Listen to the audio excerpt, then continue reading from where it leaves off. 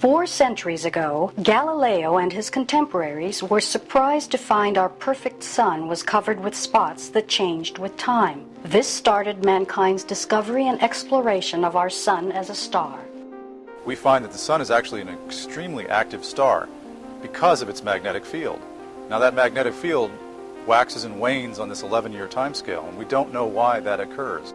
This magnetism was discovered just a century ago by George Ellery Hale. Since then, we have come to see magnetism as the key to understanding the sun. The National Solar Observatory, with support from the National Science Foundation and the solar scientific community, is developing the Advanced Technology Solar Telescope. We are also developing some of the advanced technologies, such as adaptive optics, that make it possible to build this telescope. It will be the world's largest optical solar telescope, giving us unprecedented resolution and accuracy in studying the fine-scale magnetic field and solar activity that controls what happens in the solar atmosphere and beyond. We know that the brightness of the sun affects climate. We know that the magnetic fields that extend from the inner part of the sun to the atmosphere of the sun out into space and finally to the Earth affect what happens here on the Earth. That brightness varies just a little across the 11-year sunspot cycle. As odd as it sounds, the sun is brighter when it has more spots and dimmer when it has none. In fact, we know that civilizations have come and gone probably in response to how the sun has changed. Climate changes were responsible for allowing the Vikings to settle on the west coast of Greenland, and climate changes were responsible probably for ending that culture. Climate change was probably responsible for a lot of what happened in the southwestern United States, the Muggiel and the Anasazi and the Hohokam. The most striking changes in solar radiation are in ultraviolet and X-ray emissions. UV emissions form stratospheric ozone, a greenhouse gas that shields life on Earth from harmful ultraviolet radiation and may contribute to regulation of Earth's climate. Solar activity in the form of flares and enhanced UV emissions modulates ozone production here on Earth and thus directly affects the amount of radiation people are exposed to at the surface of Earth.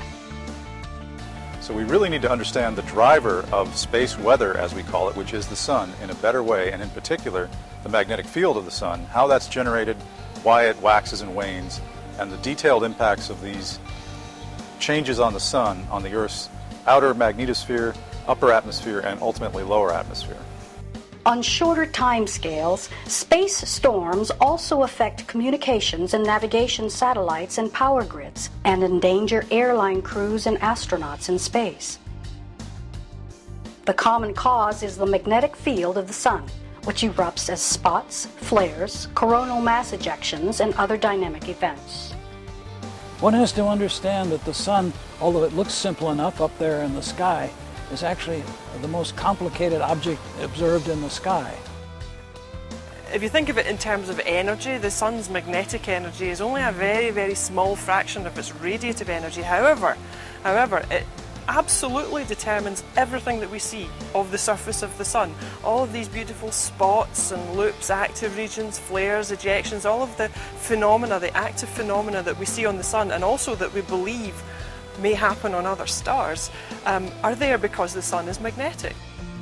The sun's magnetic field is generated by a large dynamo in which threads of the magnetic field are twisted, stretched, and amplified by gas flows in the interior of the sun.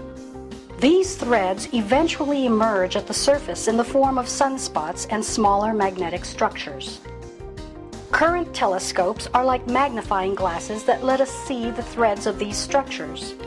To understand how the field is brought together and evolved by the gas flows, we need the ATST microscope that will reveal the warp and woof of the fibers within those threads. Most of the changes that happen on the sun are caused by changes in magnetic fields, and the ATST is a very specialized instrument that allows us to see those changes, and it in fact has a sensitivity to measure changes in the magnetic field at the same kind of magnetic field strength as the changes that exist, or the magnetic field that exists on the Earth and makes your compass needle work.